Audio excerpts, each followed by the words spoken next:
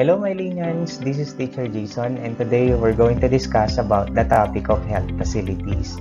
This video tutorial is based on your learning activity sheet in Health 10, Quarter 1, Week 2. So bring your learning activity sheet and turn your learner's book on pages 206 to 208. Our learning target for this session is discusses the various forms of health service providers and healthcare plans. Before I discuss the lesson, I have here two questions for you to answer. The first question is, if a patient is staying inside the hospital to receive services like giving birth delivery, undergoing major operations, and transitioning the doses of sensitive medications, what do you think is the needed medical care he needs? Timer starts now.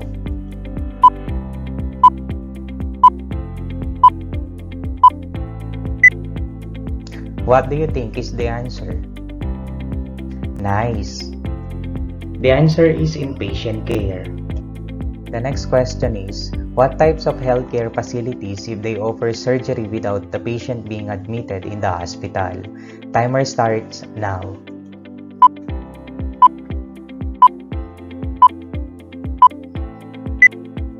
What do you think is the answer? Very good! The type of facility is walk-in surgery center. Let us discuss about healthcare facilities. Healthcare facilities are places or institutions that offer healthcare services. There are different types of healthcare facilities: hospital, walk-in surgery center, health center, extended healthcare facility. So let us elaborate more about different types of healthcare facilities. Let us start in hospital. Hospital, it is an institution where people undergo medical diagnosis, care, and treatment.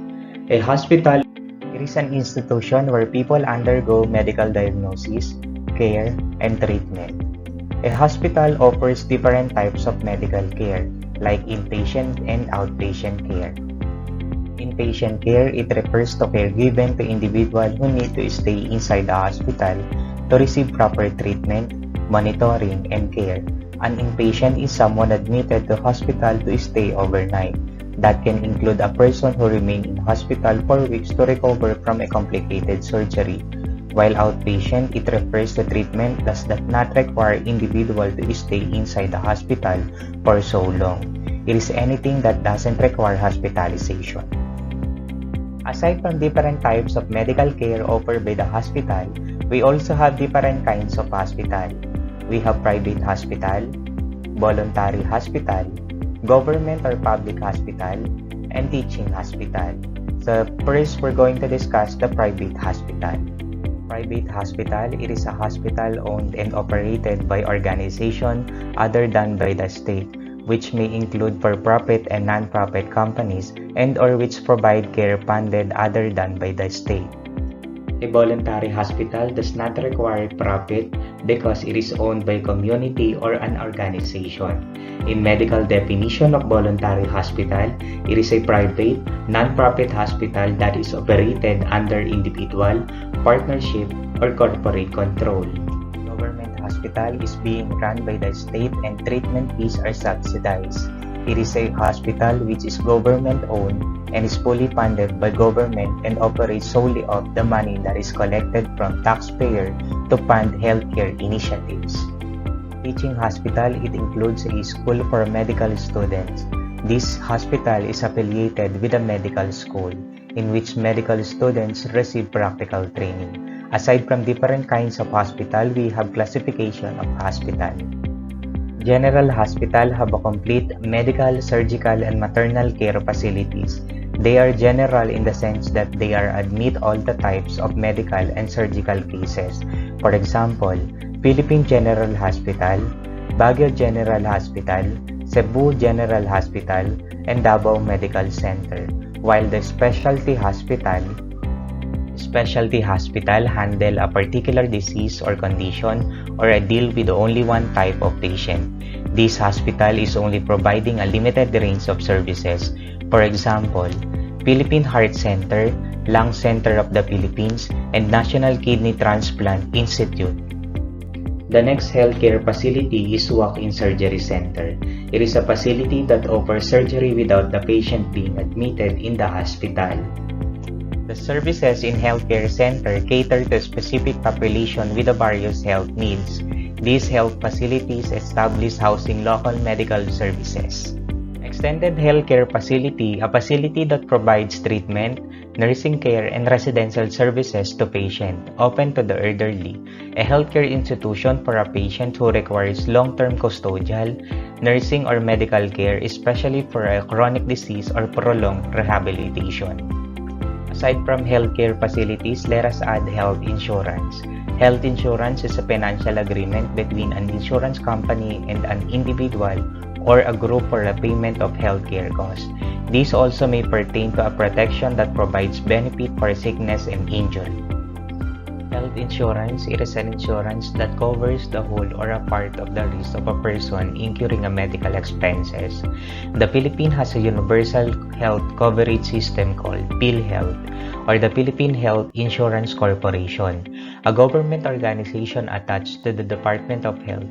It offers a various type of coverage, and these are medical insurance, major medical insurance, hospitalization insurance, surgical insurance, disability insurance.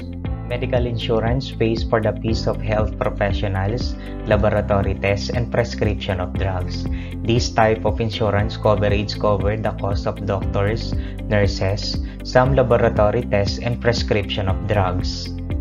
Major medical insurance offers payment for a long-term or chronic diseases such as AIDS and cancer.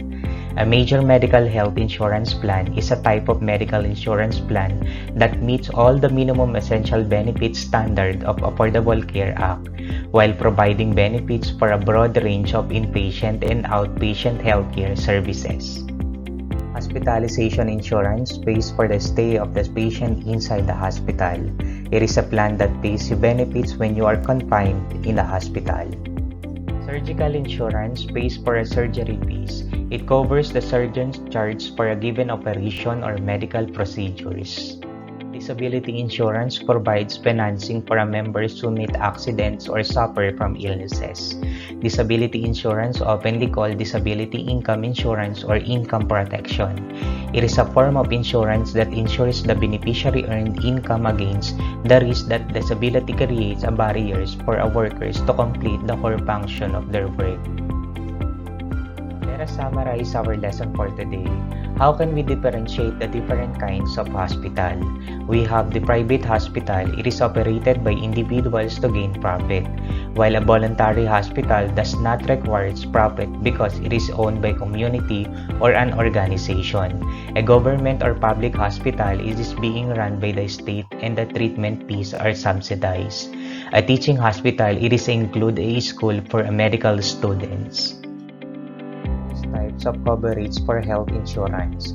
The various types of coverage for health insurance are medical insurance, major medical insurance, hospital insurance, surgical insurance, and disability insurance. Turn your activity sheet to enrichment part. Reminders: do not write anything on this activity sheet. Write your answer on a separate long bond paper. You're going to draw and complete the graphic organizer by writing the correct health facilities and briefly explain your answers on each box. Wrap-up activities: just provide a short but comprehensive answer for the following questions. Write only the answer on your paper. I hope you've learned something today. If you have questions or clarification regarding to the topic that we discussed, feel free to contact your subject teacher through text, call, or post your questions in your official Facebook group or page.